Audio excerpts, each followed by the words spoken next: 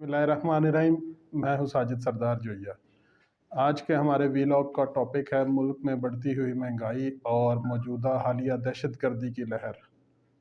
हमारे मुल्क के जो हालात हैं इनका हमें अभी तो ये नहीं कोई भी मानने को तैयार कि इनका ज़िम्मेदार कौन है।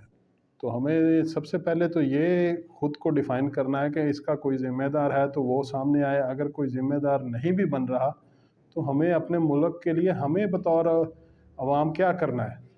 इसके लिए सबसे पहले तो मौजूदा महंगाई की सूरत हाल में हम लोग एक दूसरे पर इल्ज़ाम तराशियों पर लगे हुए हैं कि जी पहले वाली हुकूमत जो थी वो इस मुल्क को यहाँ तक पहुँचा गई, जबकि पिछले 8 माह से एक हुकूमत यहाँ पे आई है, उसने इस मुल्क को संभालने के बजाय और बर्बादी की तरफ ले गई।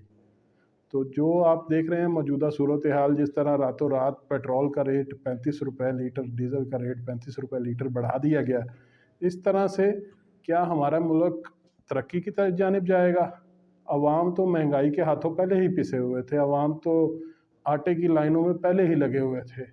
अवाम के हालात तो ऐसे हैं कि एक वक्त की रोटी, 2 वक्त की तो कहने की बात पहले की है, अब तो एक वक्त की रोटी भी मुयस्सर नहीं रही।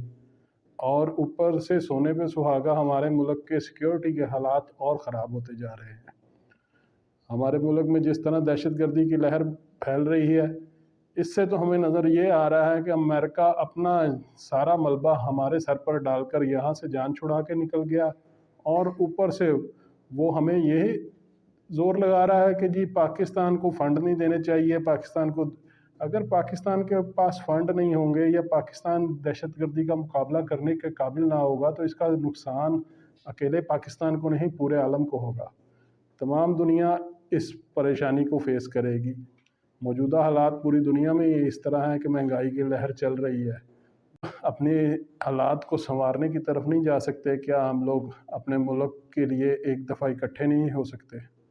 हमें अपने मुल्क के लिए, अपने औलाद के लिए, अपने बच्चों के लिए, उनके मुस्तकबिल के लिए इकट्ठे भी होना पड़ेगा, और इस मुल्क के हालात को बदलने के लिए एक सिमत हमें तय करनी होगी। क्योंकि जब भी हालात को बदलना होता है तो मुल्क में परेशानी आवाम को फेस करनी पड़ती है।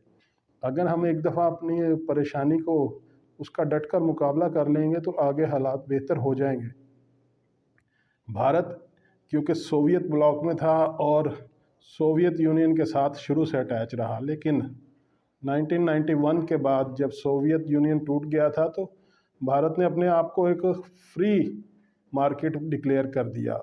उसके बाद से उनके हालात, जो मौजूदा पाकिस्तान के हालात हैं, इनसे भी बुरे थे। वहाँ पे 2-2 साल की हुकूमत नहीं चल रही थी, साल बाद कोई ना कोई वज़ीर आज़म बदल जाता था, 2 साल बाद नए इलेक्शन हो जाते थे। लेकिन उन्होंने अपने मुल्क को अट्रैक्शन बनाया, फॉरेन इन्वेस्टमेंट अपने मुल्क में बुलाई, और उसकी एक ही वजह थी कि उन्होंने वहाँ पर अपने मुल्क के अमन के हालात को बेहतर किया। अपने मुल्क में अमन कायम किया तो वहाँ पे बैरूनी सरमायाकारी आना शुरू हो गई, और इस तरह भारत हमसे आगे, कई हिस्से आगे निकल गया। वो भारत जहाँ हम 2 रुपये देते थे तो वहाँ के 3 रुपये मिलते थे, आज हमें 3 रुपये देने पड़ते हैं और भारत का 1 रुपया मिलना मुश्किल है।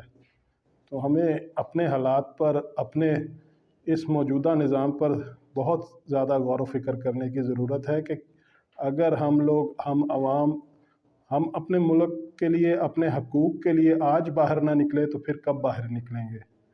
तो हमें अपने मुल्क के लिए अपनी वोट की ताकत के ज़रिए इस मुल्क के निज़ाम को बदलने की भी, और इस मुल्क के निज़ाम को सीधी राह में लेकर जाने की भी ज़रूरत है।